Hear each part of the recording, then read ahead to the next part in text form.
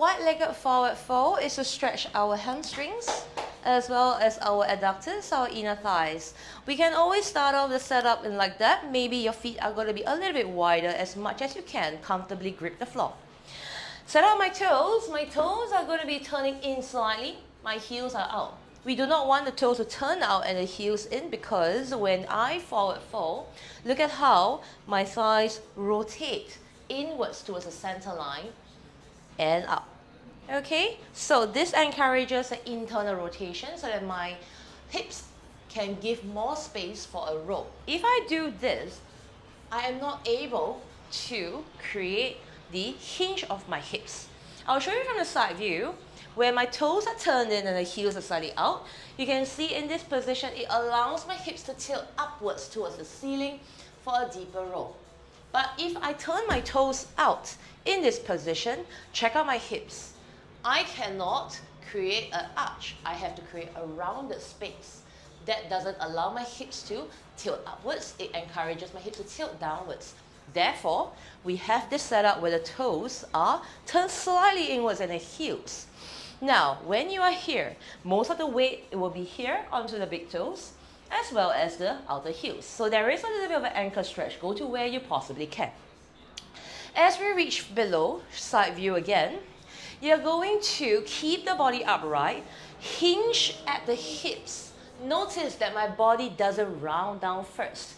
I keep my hips pushing back until I feel there's a stretch in this position. Then I allow my body to relax here. So in this position, you're very flexible. You may end up just here and you're pretty close to the ground. But it is okay. Most of us will end up with, in this hinge position, our bodies are not really trained to do it. We might end up just here. It is okay. So in this position, I want to encourage my elbow to pull my length of my torso downwards towards the floor. It is not a passive stretch, it is an active dynamic stretch. What I'm doing here is I want to use my elbows. You can see that my feet grips the ground, my hips are pointing back, and I want to pull down. When I pull downwards, I am using the muscles here to reach towards the bottom. My hamstrings are going to stretch as they allow my forearms to reach down to the ground. So I have a block here to encourage or to have a goal of my forearms touching the block, so that I know that I'm using my effort to pull. My toes grip the floor so that I get to stretch out my entire posterior chain of my leg, my calves, the hamstrings mainly.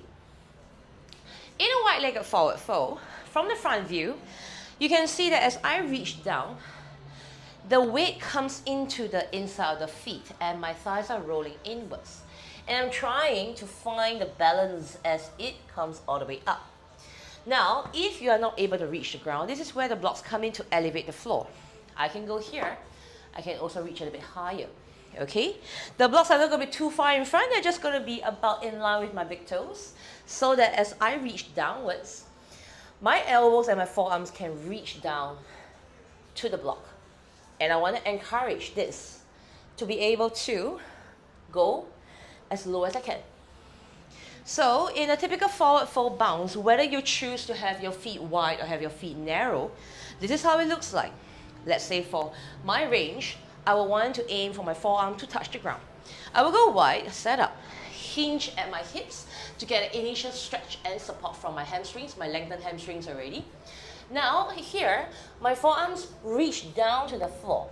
I am not reaching down to the floor just yet because I'm passive, but if I use strength to try to pull down, I am using my muscles to lengthen, go, go, go, go.